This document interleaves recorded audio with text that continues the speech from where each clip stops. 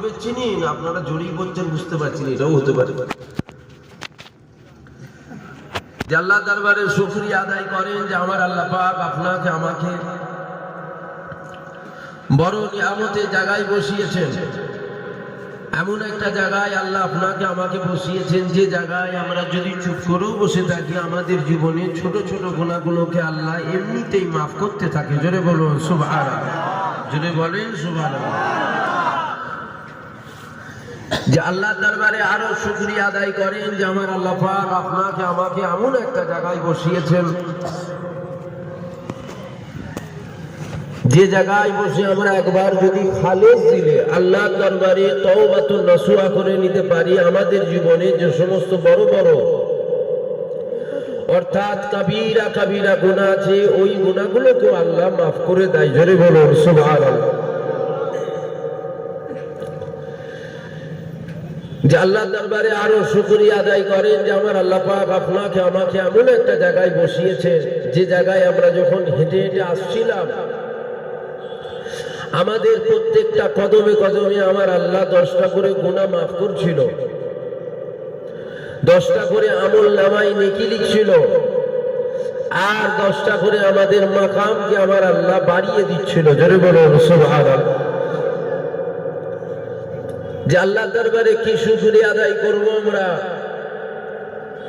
আল্লাহর রহমত আমাদের উপরে একটা দুটো তিনটে চারটে তো নয়, সব তো আল্লাহর রহমত, সব আল্লাহর রহমত। বেঁচে আছি আল্লাহর রহমত, শুনছি আল্লাহর রহমত, কথা বলছি আল্লাহর রহমত, আপনারা দেখছেন আল্লাহর রহমত, হায়াতে আছেন আল্লাহর রহমত, মাগরিবের টাইমে নাস্তা করেছেন আল্লাহর রহমত, আবার যদি এখান থেকে ঘরে ফিরে যাই ওটাও আল্লাহর রহমত, সব আল্লাহর রহমত। তবে আল্লাহর এত রহমতের মধ্যে সব থেকে আল্লাহর বড় রহমত আমাদের উপরে 3টে রহমত। কটা রহমত? 3টে। প্রথম নম্বর যেটা, সেটা হলো আমার আল্লাহ আপনাকে আমাকে কোনো হিন্দু জৈন খ্রিস্টান বৌদ্ধ শিখ পাঞ্জাবিদের ঘরে জন্ম দেয় নাই। একই কথায় কালমা পারলে ওয়ালা মুমিন মুসলমানের ঘরে আল্লাহ জন্ম দিয়েছে। জোরে বলো সুবহানাল্লাহ। যে বেশাক আমার আল্লাহ যদি চাইতেন ওই ঘরে তো আমাদের পাঠাতে পারতেন, কিন্তু আল্লাহ পাঠান নাই। আর আমরা এমন কোনো উপকারও করিনি যে আল্লাহ ওই ঘরে না পেটিয়ে এই ঘরে পাঠানো, শুধুমাত্র আল্লাহর দয়াতে এই ঘরে আমরা জন্ম হয়েছে। তো আল্লাহর যত রহমত আছে তার মধ্যেই একটা রহমত, বড় রহমত। আর একটা বড় রহমত যে আমার আল্লাহ পাক আপনাকে আমাকে কুকুর বিড়াল গরু ছাগল করেনি, কিন্তু আমাদের কাজ কাম কুকুর বিড়াল গরু ছাগলের মতো। খারাপ লাগছে নাকি আমার কথা আপনাদের? রাগ হচ্ছে আপনাদের?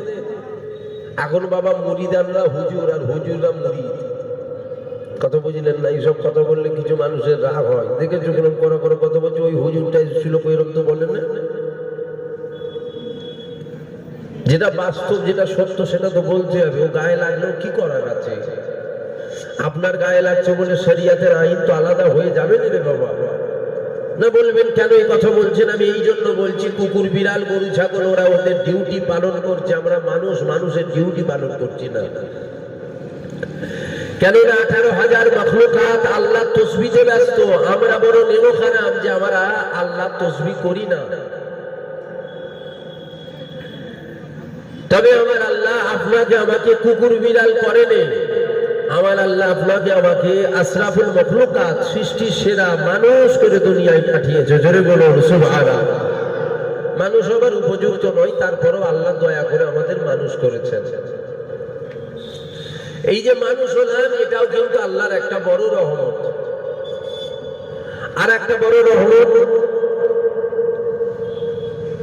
যে আমার আল্লাহ পাক আপনাকে আমাকে আমাদের জন্মটা কিছু আগে দিতে পারতেন। আগে দিলে কি হতো? হয় ইব্রাহিম নবীর উম্মত হয়ে যেতাম, আর না ইসমাইল নবীর উম্মত হতাম, না ঈসা নবীর হতাম, না মুসা নবীর হতাম। কিন্তু আমাদের জন্মটা আল্লাহ এমন একটা সময় দিয়েছেন যখন আমার নবী এসে বলে দিয়েছেন আজ থেকে 1000 বছর আগে যে আনা খাতামুন নবী, আমি হলাম শেষ, আর নবী নয়। আমাদের জন্মটা আল্লাহ এমন একটা সময় দিয়েছেন যে সময়ের পর আর নবী আসবে না। যেখানে সমস্ত নবীর আল্লাহর দরবারে কাঁদলেন, আল্লাহ নবী করেননি, আখিরি জামানার নবীর উম্মত করে দেন। আমার আল্লাহ কারো কথা শুনলেন না, আল্লাহ কোন নবীকে আমার নবীর উম্মত করলেন না, কিন্তু আমার আল্লাহ পাক আপনাকে আমাকে ওই নবীর উম্মত করেছেন। জোরে বলুন সুবহানাল্লাহ। যে নবীর উম্মত হওয়ার জন্য সমস্ত নবীরা কেঁদেছিল। কিছু আমরা কাজ করেছি যে নবীর উম্মত করলো আল্লাহ? কি করেছি আমরা? উপরন্তু আমরা দুনিয়ায় এসে কি করছি? আমরা দুনিয়ার মায়া জালে পড়ে, অর্থাৎ শয়তানের জালে পড়ে আমরা আখিরাতকে ভুলে যাচ্ছি, পরকালকে আমরা ভুলে যাচ্ছি। আমরা ভুলে যাচ্ছি আমাদের জীবন একটা নয়, আমাদের জীবন দুটো, এটা আমরা ভুলে গেছি। যদি বলে জীবন দুটো, হ্যাঁ জীবন দুটো, একটা দুনিয়ায় আর একটা আখিরাতে, একটা ইহকাল আর একটা পরকাল, একটা দুনিয়ার জিন্দেগি আর একটা আখিরাতের জিন্দেগি। দুনিয়াটা সরাসরি মিথ্যে, ধোঁকা। আখিরাতেরটা কিন্তু চিরস্থায়ী, ওটা কিন্তু সত্য, ওটাই অরিজিনাল। তাহলে এইটা কোন রকম ভাবে পার করে দেন, ইনশাআল্লাহ আমরা আখিরাতে আরাম, শান্তি, অনন্তকাল আমরা ওখানে থাকবো, যেখানে সমস্ত নবীরা থাকবে, রসুলরা থাকবে, পয়গম্বররা থাকবে, গৌসরা থাকবে, কুতুবরা থাকবে, আফজালরা থাকবে, আল্লাহর মাহবুব বান্দারা থাকবে। ইনশাআল্লাহ তিনাদের মধ্যে আমরাও থাকবো। বলেন ইনশাআল্লাহ। যদি বলুন ইনশাআল্লাহ। এবার তিনাদের মধ্যে থাকতে গেলে আমাদের কি করতে হবে? আল্লাহকে খুশি করতে হবে। কথা ঠিক না ভুল বলেন? আল্লাহকে খুশি করতে হবে। আল্লাহ কিভাবে খুশি হবে? আল্লাহ তখনই খুশি হবে যখন আমরা আল্লাহর দাসত্ব করব। দুনিয়া জমিনে দুজনের দাসত্ব হয়, একটা শয়তানের দাসত্ব আর একটা আল্লাহর দাসত্ব। বলবেন শয়তানের দাসত্ব হয়? হ্যাঁ, শয়তানের দাসত্ব হয়। শয়তানের দলটা কি করে হলো? যখন আল্লাহ আদমকে বানালেন, অনেক বড় কথা তো সংক্ষেপে বলছি, আদমকে বানালেন, সেজদা করতে বললেন, সবাই সেজদায় পড়ে গেল। ইবলিস বলছে আমি করবো না। আমার আল্লাহ বলছে ফাটা কপালে তো বিরাট সাহস, তুই আমার হুকুম অমান্য করছিস না, আমি করবো না। কেন? আমার বিরাট ব্যাপার। যখন ও দুলনায় বসে থাকতো, আল্লাহর ফেরেশতারা ও দুলনা দুলা দিত। ফেরেশতাদের ইমাম ছিল, বসিয়ে ফেরেশতাদেরকে পড়াতো। যখন খুশি জান্নাতে ঢুকতো, যখন খুশি জান্নাত থেকে বেরোতো। আর আল্লাহর ইবাদতও কম করে নেই ইবলিস শয়তান, আল্লাহর ইবাদত কম করে নেই। 6 কোটি বছর ইখতিলাফ, 7 কোটি বছর আল্লাহকে সেজদা করেছে। সারা পৃথিবীতে এমন কোনো জায়গা নেই যেখানে ইবলিস সেজদা করে না আল্লাহকে। এত ইবাদত করলো। আল্লাহ বলছে সেজদা কর, বলছেন আমি করবো না। কেন করবি নি? মাটির, আমি আগুনের, আমার ভিআইপি ব্যাপার। আমার আল্লাহ বলছে তবে রে বেরো আমার জান্নাত থেকে, দূর হয়ে যায়। আল্লাহকে জান্নাত থেকে পার করতে। ও বলছে আল্লাহ দেখেন আমাকে বার করে দিচ্ছেন, আমার কিন্তু কটা কথা আপনাকে মানতে হবে, আমার কটা দাবি আছে, ওটা আপনাকে পূরণ করতে হবে। আল্লাহ বলছে বল। ইবলিস বলছে আমার জীবনে কখনো মওত দিলে হবে না, জীবনে কখনো। শুনছেন তো? খুব কষ্ট করে আলোচনা করছি, আসবো না বলেছিলাম।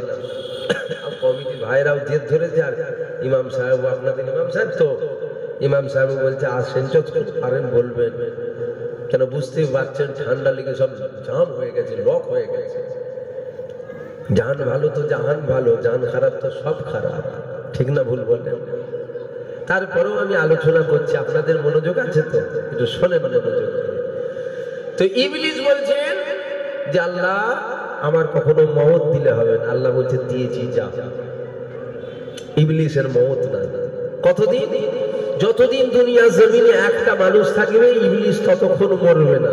যতক্ষণ না কুল্লু মান আলাইহা ফান, দুনিয়া ফানা হচ্ছে, ততক্ষণ ইবলিস বেঁচে থাকবে। আল্লাহ বলেন নিলাম, যা। দ্বিতীয় পর্ব, ইবলিস বলছে আল্লাহ তোমার বান্দাদের আদম সন্তানের শিরায় শিরায়, খুনে খুনে যাওয়ার ক্ষমতা আমাকে দিতে হবে। আল্লাহ বলছে যা, ওটাও তোকে দিয়ে দিলাম। এবার ইবলিস বলছে আল্লাহ আমাকে যে জান্নাত থেকে বার করে দিলেন, এই যে পাওয়ার গুলো আমাকে দিলেন, আপনার একটা বান্দাও জান্নাতে যাবে তো? কেন? বলছে আমার জীবনে মওত হবে না, আমি বেঁচে থাকবো। একজন যদি বেঁচে থাকে, আর ওদেরকে আমি ধোকা দেবো, শিরায় শিরায় খুনে খুনে চলবো আমি। আমি যখন জাহান্নামী হয়েছি সবাইকে সাথে করে নিয়ে জাহান্নামায় যাবো, আমার আল্লাহ জালাল এসে গেছে। আমার আল্লাহ বলছে, এই ফাটা কপালে তোর এত বড় সাহসী আমাকে চ্যালেঞ্জ করছিস, তাহলে তুইও যাবার সময় শুনে যা, তুইও যাবার সময় শোন। আমার বান্দাদের গুনাহ করাবি 10 বছর, 20 বছর, 50 বছর, 100 বছর, 150 বছর, 200 বছর, 250 বছর, 300 বছর, 400 বছর, 500 বছর। তবে শোন, আমার বান্দা একবার যদি মাথা হ্যাট করে বলে, আল্লাহ আপনি আমার খালেক, মালিক, সৃষ্টিকর্তা, আপনি ছাড়া আমার কেউ নেই, আল্লাহ জীবনে অনেক গুনাহ করেছে, আপনি মাফ করে দেন। ওর একটু বা চোখের পানি জমিনের উপরে পড়ার পরিবেশ সারা জীবনের গুনাহটাকেই মাফ করে দেবো। জোরে বলো সুবহানাল্লাহ। জোরে হবে না সুবহানাল্লাহ? ইবলিস তো টেনশনে পড়ে গেছে, আরে ই তো করতে গেলাম এক আর হয়ে গেল আর এক। আমার আল্লাহ বলছে, ইবলিস তুই যাবার সময় শুনে যা, আমার বান্দাদের গুনাহ করিয়ে ওদের ঈমান দুর্বল হয়ে যাবে। তিল পরিমাণ, কাতরা পরিমাণ, সরষে দানার থেকেও ক্ষুদ্র কাতরা পরিমাণ তাকে বলে জানেন? দেখবেন বাড়িতে যখন আমরা ঘুমাই সকালবেলায় সূর্য ওঠে না, ওঠে তো, দরজা ফাঁক দিয়ে দেখবেন তীরের গতিতে সূর্যের আলো ঢোকে, ঢোকে না? ঢোকে। জানলা দিয়ে দেখবেন ঢোকে।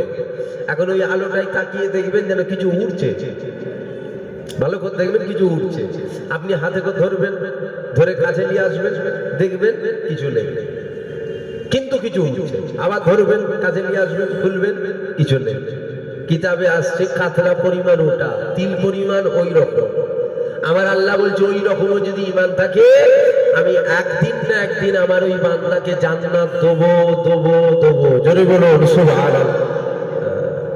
ইবলিস বার হয়ে গেছে, বার হয়ে মানুষকে ওর দলের দিকে নিয়ে যায়। তাই তো বললাম, শয়তানের দাসত্ব আর আল্লাহর দাসত্ব, দাসত্ব দুজনের হয়।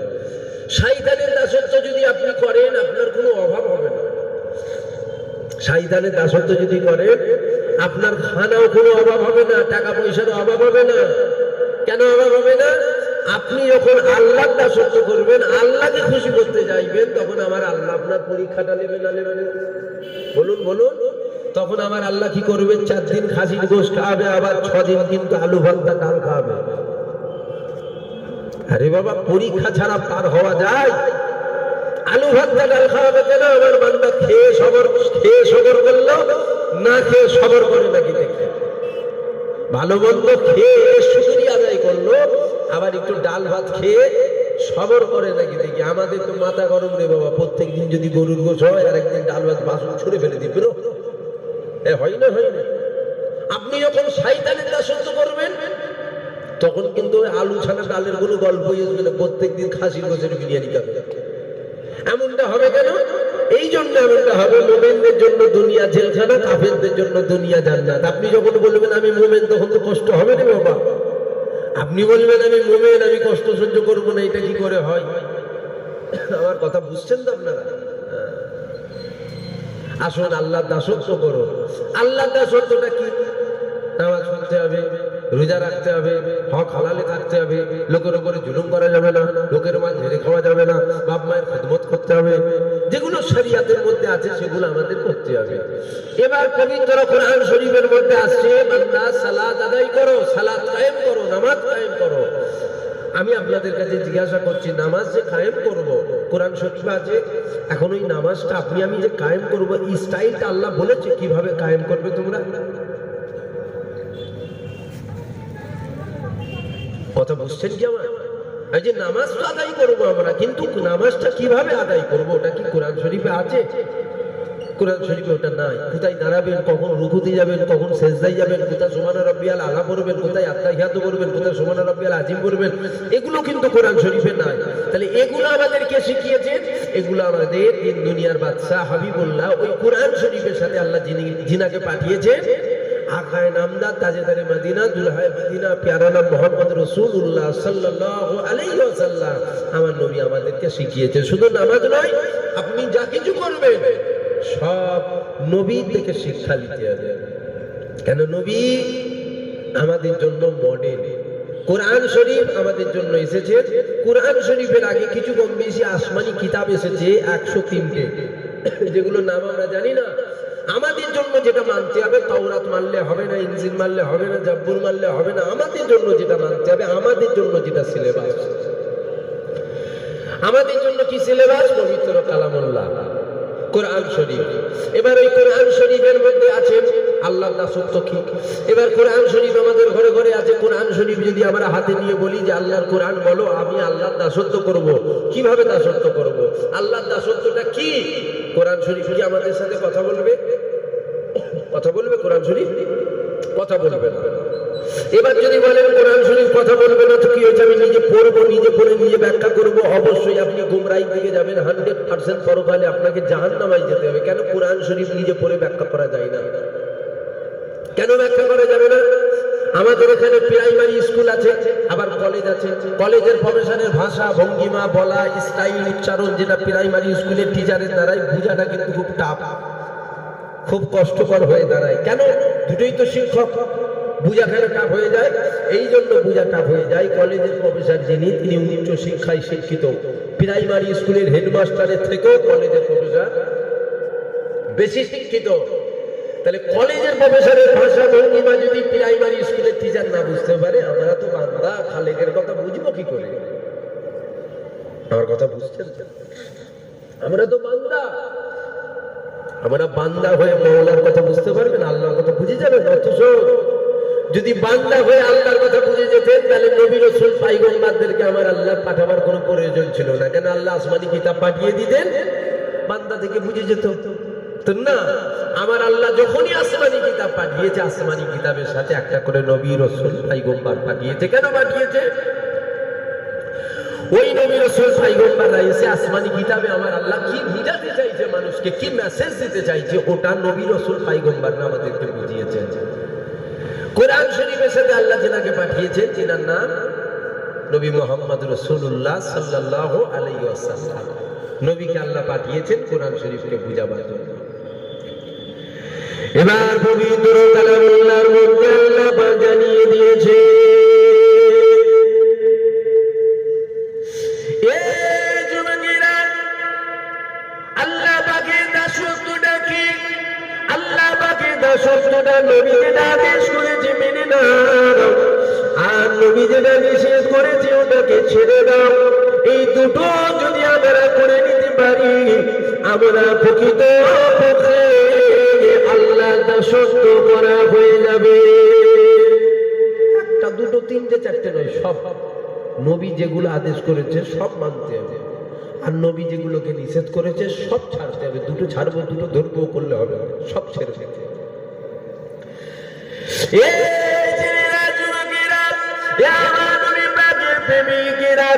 আমার আল্লাহ পাক তিনি তো আমাদেরকে ডাইরেক্ট কোনো কথা বলে না। আল্লাহ পাক যখনই কোনো জিনিস বলেছে, নবীর মারফতে, নবীর মারফতে আমাদের কাছে বলেছে। আল্লাহ পাক পবিত্র কালামুল্লাহর মধ্যে জানিয়ে দিয়েছে, ওমা খালাকুল জিন্না ওয়াল ইনসা ইল্লা লিয়াবুদুন। শুধুমাত্র জিন আর ইনসানকে আমি বানালাম, গরু ছাগলকে আল্লাহ বানিয়েছে তা নয়। আল্লাহ পাক দুজনকে একটা খাস মাকসাদে বানিয়েছে। এক নম্বর হলো জিন, আর এক নম্বরে হলো ইনসান। এই দুজনকে আল্লাহ পাক বানিয়েছে একটাই কারণ। ওই কারণটা কি? ইল্লা লিয়াবুদুন, শুধুমাত্র আল্লাহ দাসত্ব করার জন্য। এই যুবকেরা, আল্লাহ দাসত্ব নাকি? কোরআন তো অবশ্যই আমাদেরকে জানিয়ে দিয়েছে, নামাজ পড়ো। নামাজটা কিভাবে পড়বো, রুকুটা কিভাবে দেবো, সিজদাটা কিভাবে দেবো, আমার আল্লাহ পাক কোরআনে জানিয়েছে নামাজ আদায় করো। আল্লাহ পাক আমার নবীকে তাই তো উসওয়াতুন হাসানা করে পাঠিয়েছে। আমার নবী পাককে আল্লাহ মডেল করে পাঠিয়েছে। নবী যেভাবে নামাজে দাঁড়িয়েছিল, নবী যেভাবে রুকুতে গিয়েছিল, নবী যেভাবে সিজদায় গিয়েছিল, তোমরা ওইভাবে আদায় করো, অর্থাৎ নবীকে ফলো করো। নবী যেভাবে করেছে ওইভাবে যদি তুমি আমি করতে পারি, আমার আল্লাহ পাক জানিয়ে দিয়েছে পরকালে নামাজ কবুল হয়ে যাবে। আমি আল্লাহ বিনিময়ে জান্নাত দিয়ে দেব। জোরে বলবেন না সুবহানাল্লাহ। নবী মডেল, নবী কি? নবী বাদ দিলে হবে? বলুন না, নবী বাদ দিলে হবে? এখন তো নবীকেই বাদ দিয়ে দিয়েছে, বলছে বাবা ওসব নবী টবি ধরার দরকার নেই, ডাইরেক্ট আল্লাহর সাথে কানেকশন করো। আর আমার আল্লাহ বলছে বান্দা বুঝতে পারবে না, হাবিব তুমি বলো, তুমি বলো। আর এরা বলছেন না না নবীর কথা নয়, ডাইরেক্ট আল্লাহর কথা।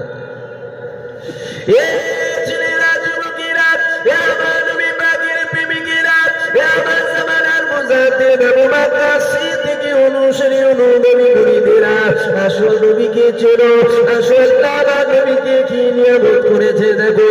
খবরদার নবীর সাথে বেয়াদবি করে ফেলবে না, খবরদার নবীর সাথে খারাপ মন্তব্য করে ফেলবে না। এ ছেলেরা, যুবকেরা, এ আমার নবী পাকের প্রেমিকেরা, আল্লাহ পাক পবিত্র কোরআনের মধ্যে জানিয়ে দিয়েছে, তোমরা যদি আমার হাবিবের আলোচনা করো, তোমরা যদি হাবিবের প্রশংসা করো, তোমরা যদি হাবিবের কথাবার্তার আলোচনা করো, আমি আল্লাহ পাক আমার হাবিবের জিকিরকে উঁচু মাকাম দিয়েছি, আমার হাবিবের আলোচনাকে উঁচু সম্মান দিয়েছি। এই যুবকেরা, আল্লাহ পাক পবিত্র কালামুল্লাহর মধ্যে জানিয়ে দিয়েছে, ওয়ারফা'না লাকা যিকরাক, আল্লাহ পাক আমার নবী পাকের মাকামকে বাড়িয়েছে। আল্লাহ নবী সাহাবারা নবী পাককে জিজ্ঞাসা করেছিল, ইয়া রাসূলুল্লাহ, ইয়া হাবিবাল্লাহ, আমার আল্লাহ পাক আপনার জিকিরকে কতটা উঁচু মাকাম দিয়েছে যদি বলতে। আল্লাহ নবী বলেছিল, বাবা সাহাবারা, আমি নবী পাক আমার জিকির কেউ যদি করে, ও প্রকৃতপক্ষে আমার আল্লাহ আমার জিকির করে নিল।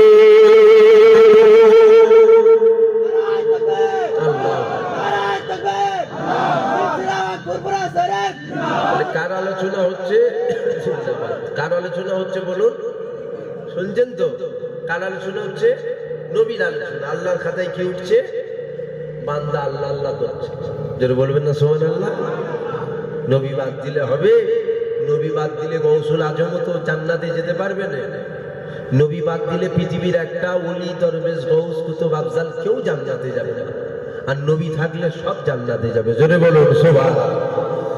এ ছেলেরা, যুবকেরা, এ আমার নবী পাকের প্রেমিকেরা, খবরদার নবীর সাথে বেয়াদবি করে ফেলো না। কেননা মুসা নবীর উম্মত আমার নবীর নামের সাথে বেয়াদবি করেছিল, আমার নবী পাকের নাম মুবারকের সাথে বেয়াদবি করেছিল। তোমরা করতে লেগেছে, পড়তে পড়তে তোমরা মধ্যে দেখতে পাচ্ছে মুসা নবীর নামটা কম, একজনের নামটা বেশি এসেছে, আহমদ সাল্লাল্লাহু আলাইহি ওয়াসাল্লাম। ওই সময় মুসা নবীর উম্মত কি করেছিল? আমার নবী পাকে নাম মুবারককে কেটে নিয়ে আগুনে পুড়িয়েছিল। একটা পুরালো, দুটো পুরালো, তিনটে পুরালো, চারটে পুরালো, পাঁচটা পুরালো, 10টা পুরালো, 15টা পুরালো, 20টা পুরালো, 39টা নাম যখন আমার নবী পাকে মুসা নবীর উম্মত পুড়িয়ে দিয়েছিল, আমার আল্লাহ পাক কি করেছিল? আমার আল্লাহ মানুষের সুরাতটাকে বদলে দিল। আল্লাহ বদলে দিয়ে কি করলো?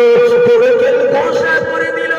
ওই মুসা নবীর উম্মত একদিন কি করেছিল? মুসা নবীর কাছে চলে আসলো, মুসা নবীকে সে পুরো ব্যাপারটা বলেছিল, এই ভুল আমার দ্বারাই হয়ে গেছে, আপনি আল্লাহকে বলে আমার আল্লাহ পাক আমাকে যেন মাফ করে দেয়, আল্লাহ পাক আমাকে যেন ক্ষমা করে দেয়।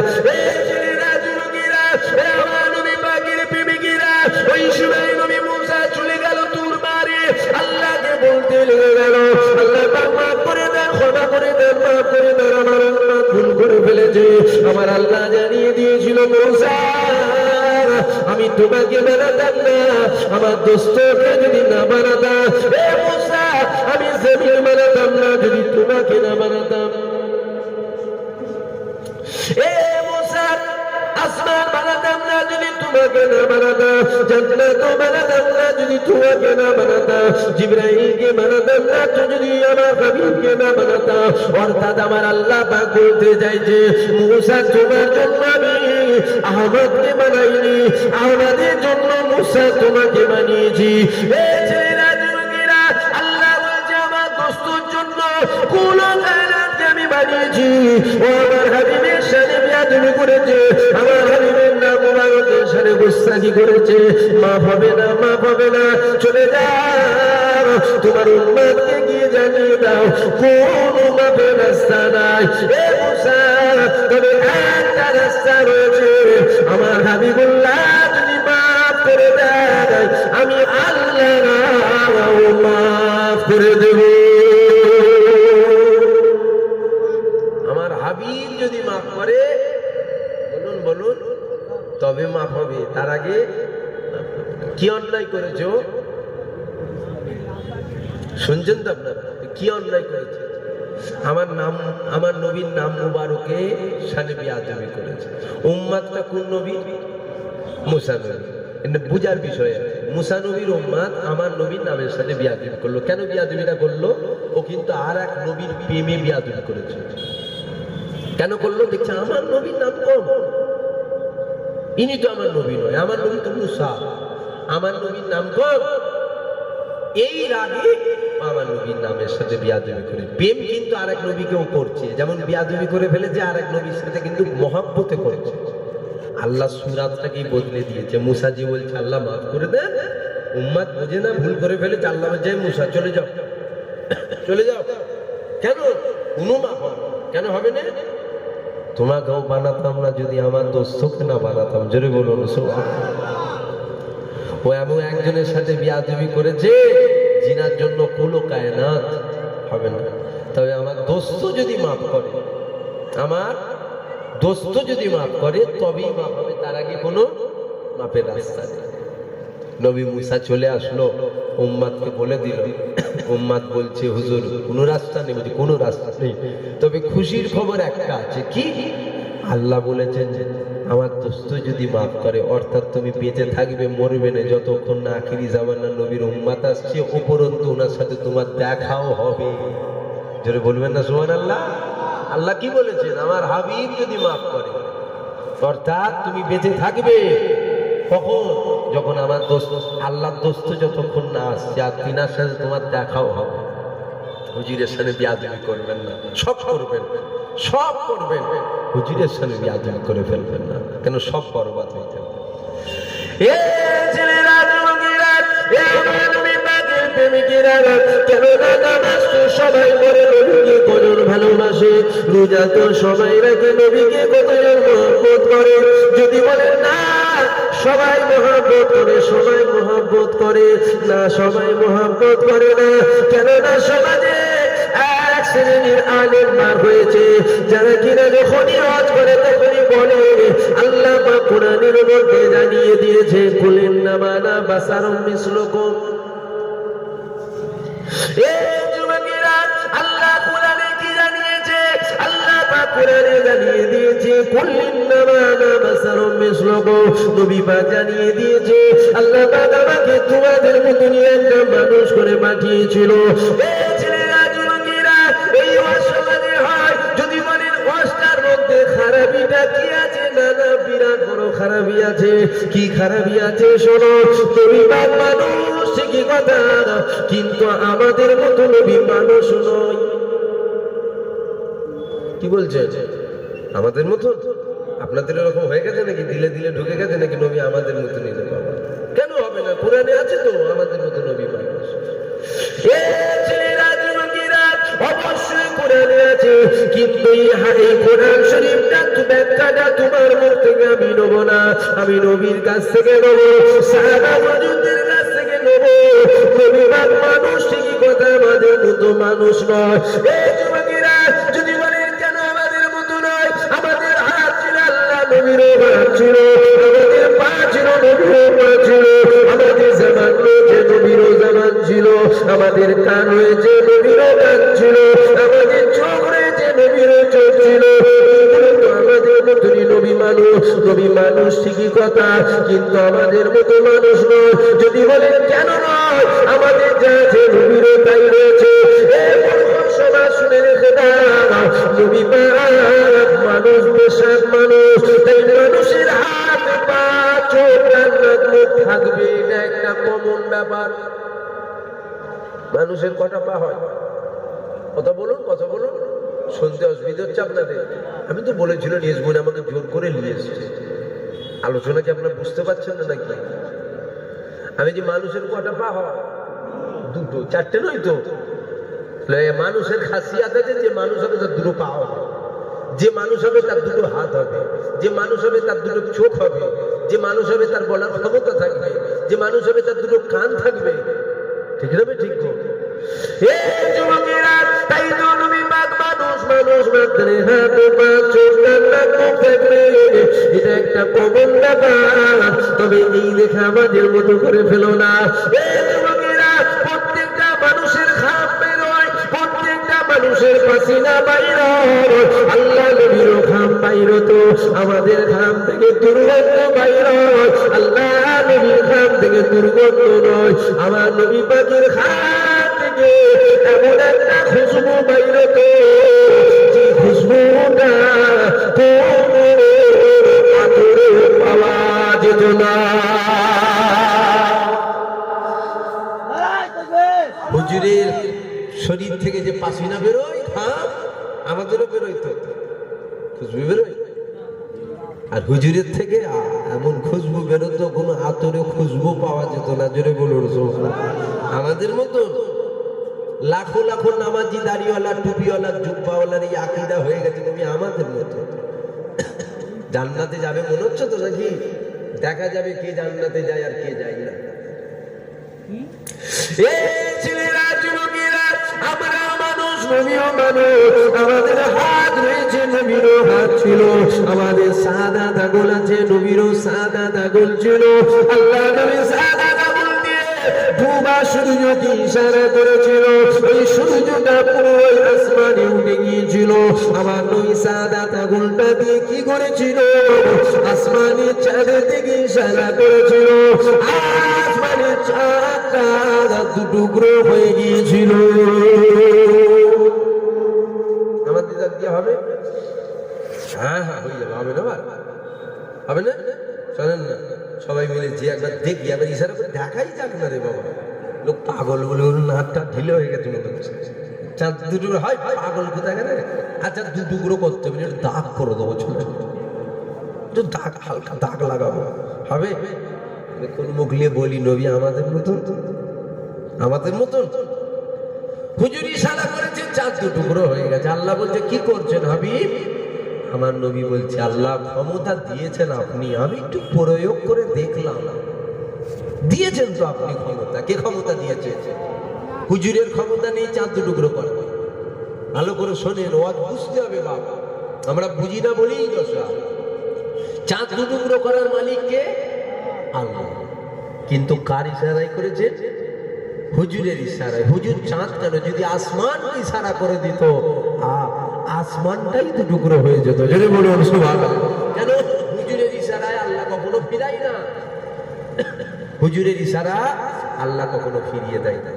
আমার আল্লাহ বলছে, কি করছে? বলছে, চাঁদটা দুটুকরো করলাম, আপনি দিয়েছেন ক্ষমতা, আমি প্রয়োগ করলাম। আল্লাহ বলছে, দুনিয়ার মানুষ মূর্খ, এখনই তোমাকে খোদার বেটা বলে ফেলবে। কেন?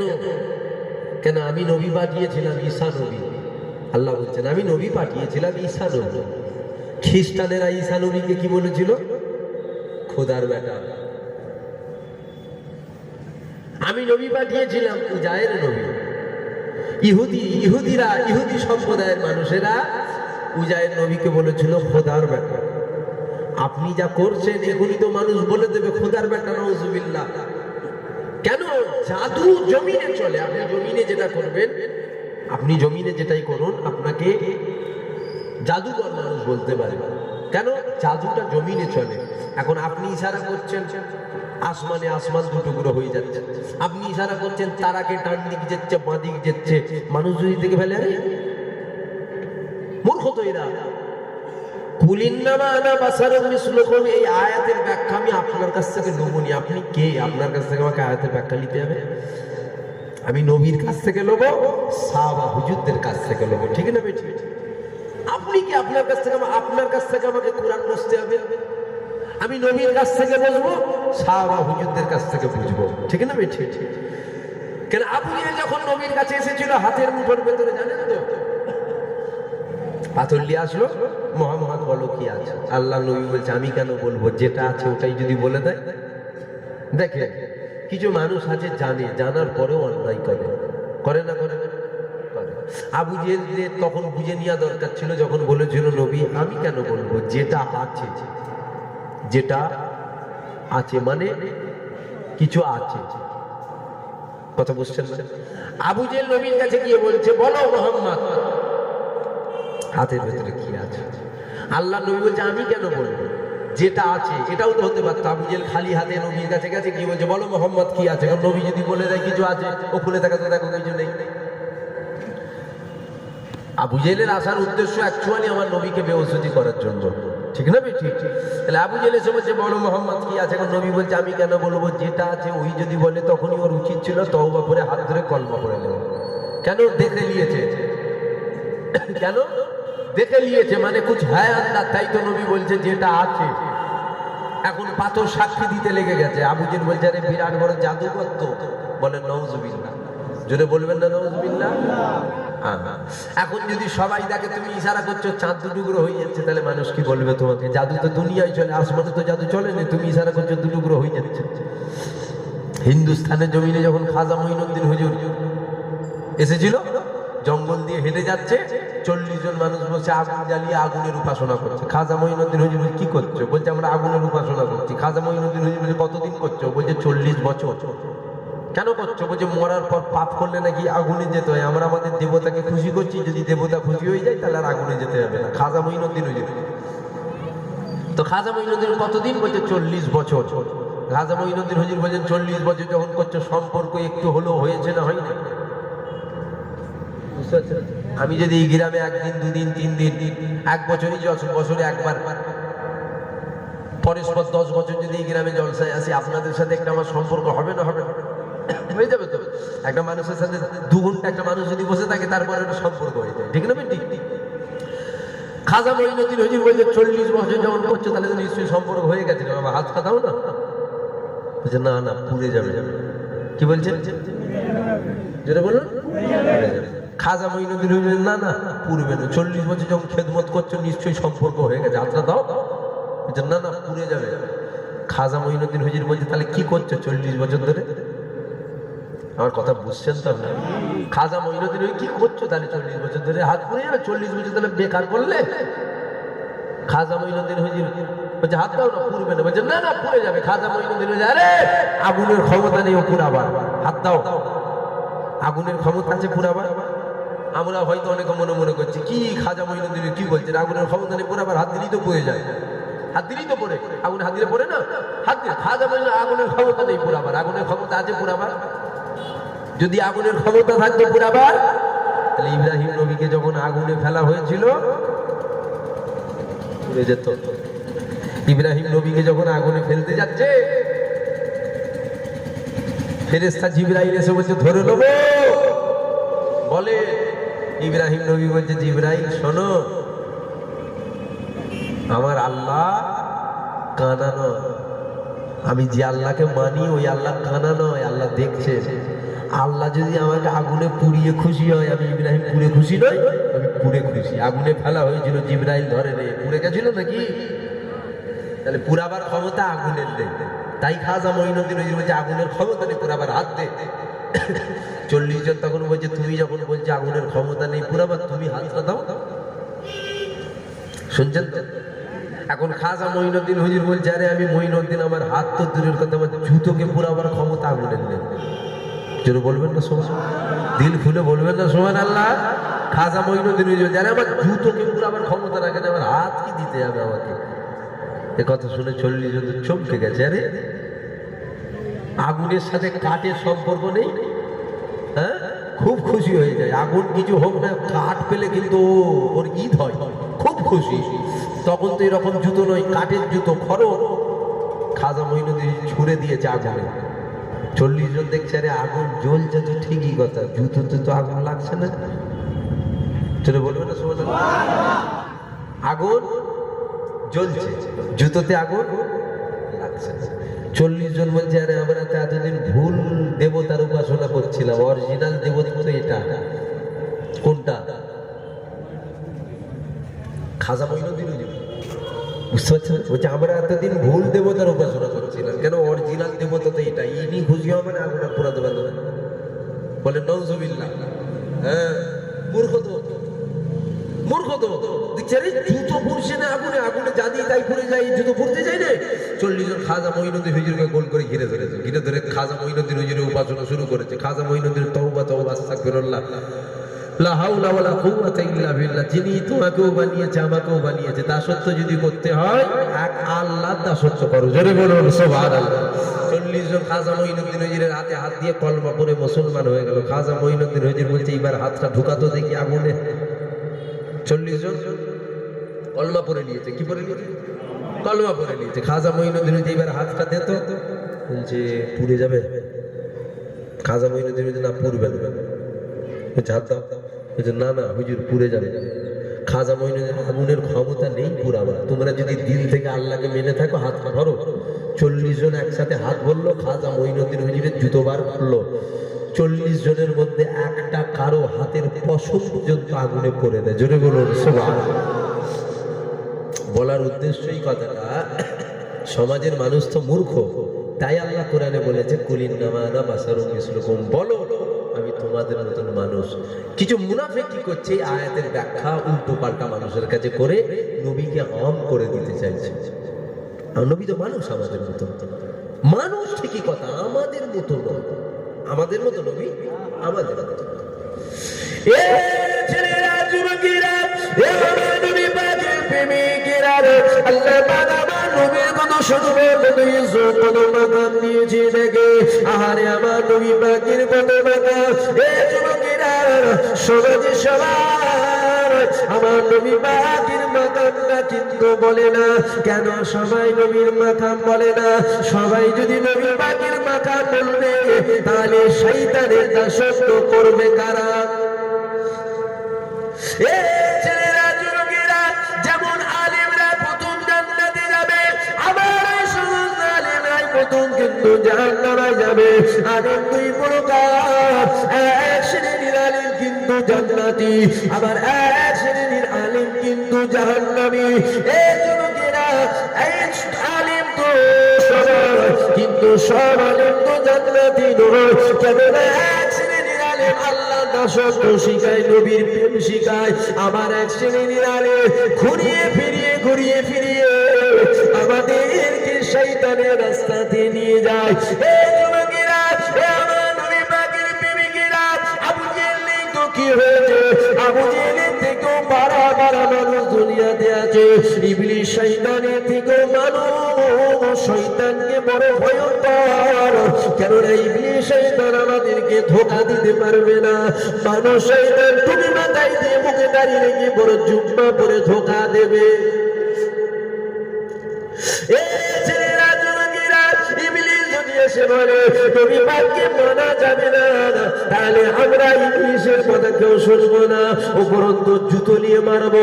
কোন দাড়িওয়ালা, টুপিওয়ালা, জুব্বাওয়ালা হাতে যদি কুরআন নিয়ে এসে বলে নবী আমাদের মতন মানুষ, প্রত্যেকটা মানুষের খাতা হতে পারে, মানুষ মাত্রই ভুল হতে পারে। কেননা মানুষ যে হবে তার দ্বারাই ভুল হওয়াটাও সম্ভব।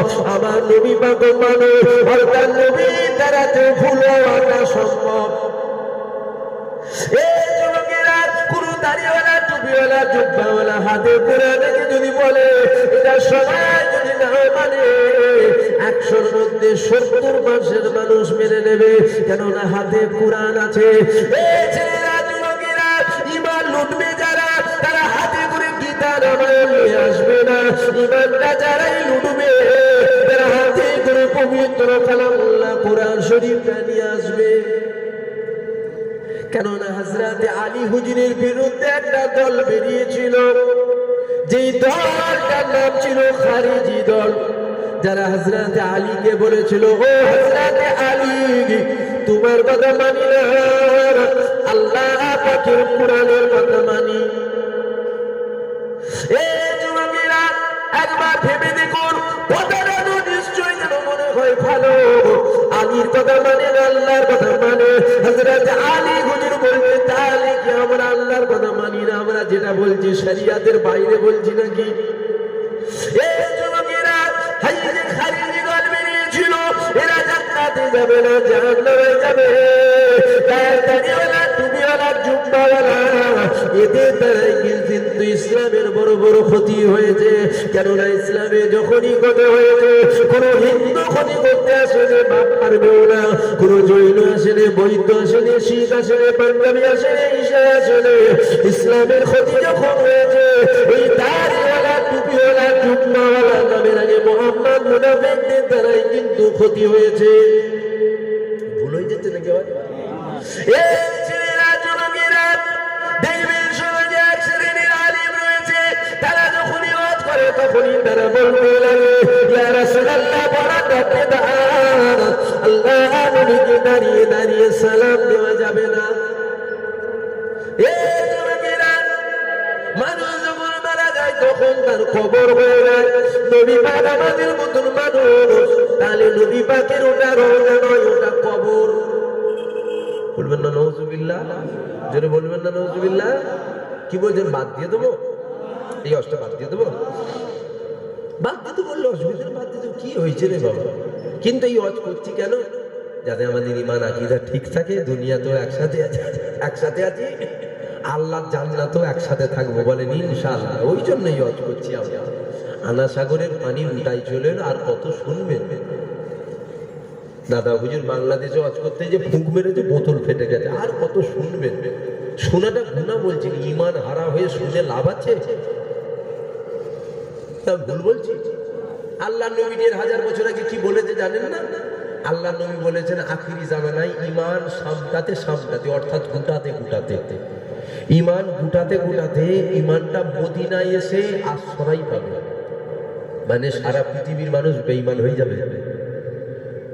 আখিরি জামানা চলছে, দুনিয়ার শুরুর দিকে না শেষের দিকে? ঈমান সামটাচ্ছে, ঈমান চলে যাচ্ছে, আমরা বুঝতেই পারছি। আজ থেকে ১,৫০০, ভেবে দেখেছেন, আজ থেকে ১,৫০০ বছর আগে ৩১৩ জন ছিল তো, ৩১৩ জন লাঞ্ছিত, বঞ্চিত, অপমানিত হতে হতো। আজকে দেখুন, সারা পৃথিবীতে মসজিদেরও অভাব নেই, আর দাড়িওয়ালা টুপিওয়ালার অভাব নেই, কিন্তু সমাজে কুকুরের দাম আছে তো মুসলমানের দাম নাই। কি বলছেন? আজ হয়ে যাচ্ছে নাকি আপনাদের? রাগটা হচ্ছে নাকি যে হুজুরের কেমন করা কথা বল দিকে? না, আপনার করানো, এটা বাস্তব কথা বলছি আমি। একটা বিদেশি কুকুর নিয়ে যদি এখান থেকে যাই, সবাই দেখবে কি কুকুর রে, না বিদেশি কুকুর।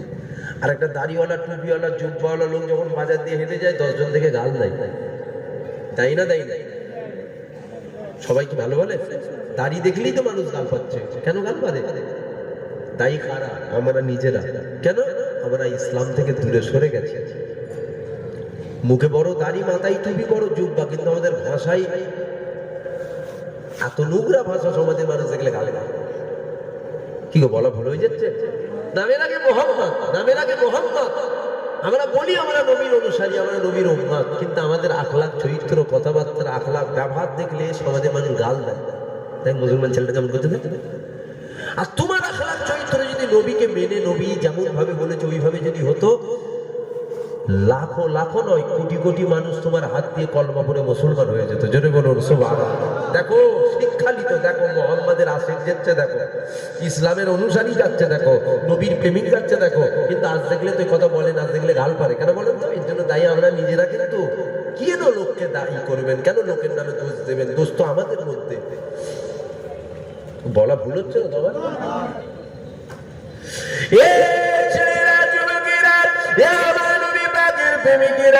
তাহলে যে কথা বলছিলাম এই কথা দিয়ে আমার ফিরে চলে যান। আরে অস্ত্র দু রকমের হয়, একটা হলো আকাইদের রদ, আর একটা হলো ফাজাইলের রদ। একটা হলো আকাশের পানিটা কিভাবে লুটা এসেছিল, আর একটা হলো ঈমান আকীদাটাকে ঠিক করার রদ।